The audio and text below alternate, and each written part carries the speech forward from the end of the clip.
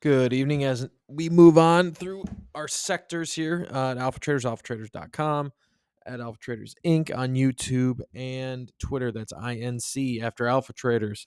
We've done Tesla, we've done ES/SPX for the week. Now let's move to Soxel. I love Soxel.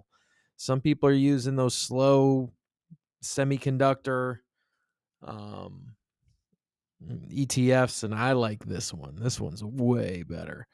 It's the 3x bull shares on semis, and it is one of my favorites. And you can see by the movement. I mean, this 4 days it went from 26 all the way to almost, we'll call it 40. So you can see that for a smaller ETF, it really moves. We made some good money off of it last week. I actually bought it on Monday. Bought the 36 calls. Just part of my theory and method is when I buy something, I buy enough to understand that it can go to zero and it's not going to affect my account. I'm not going to lose sleep over it. And that's what I did with Soxel. I bought about $6,000 worth um, of 36 calls and just sat on them all week. They were negative most of the week. They got to even on Thursday, and I said, you know what? I'll just let them ride. I'm up big on everything else. Why wouldn't this go too? And ultimately, it did. And I actually forgot about them. They were in one of my smaller accounts, and I actually forgot about them. And I just looked it up and made $3.17 off a $1.50, I think. So another double added to that. Semis are just super strong. NVIDIA, AMD not as much, but NVIDIA was absolutely a monster. LRCX starting to catch up. Has a little bit of supply issues because it does do a lot of business with Russia and whatnot for materials, but Qualcomm had a good week. But NVIDIA, again, was the bellwether as usual.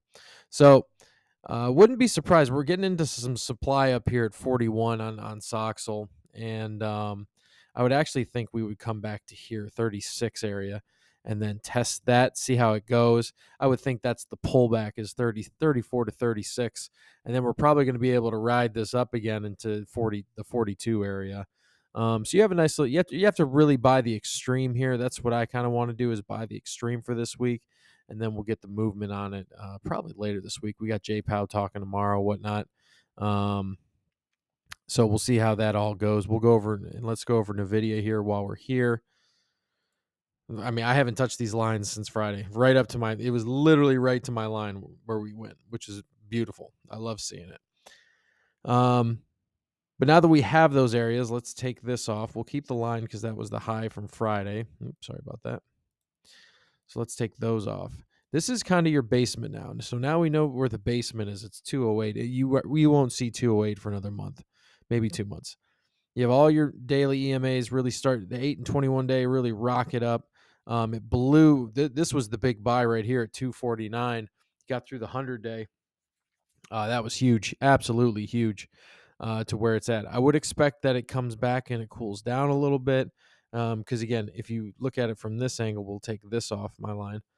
There's some supply here at 269-ish. I wouldn't be surprised if it falls back to 257 and ultimately like 246 area before it touches. Whenever that 8-day touches is when I'm going to be looking to buy NVIDIA again for lottos. And probably into next week. I'll probably buy lottos and I'll probably buy some calls for next week. So that's NVIDIA. It's very simple. You got 269 overhead. I would probably call it 240. We'll call it 246 where the 50 is. The 50 EMA, watch the 821 here. They got the 821 cross. I'm, again, not a huge 821 cross guy, but they did get it and they did ignite it. And, looking at this as well, the 50-day should be a good support level around 246-ish. And that's probably my buy area. AlphaTraders.com. Come out, join it, see what you got, see what you can do. Love to help you. We'll see you guys out.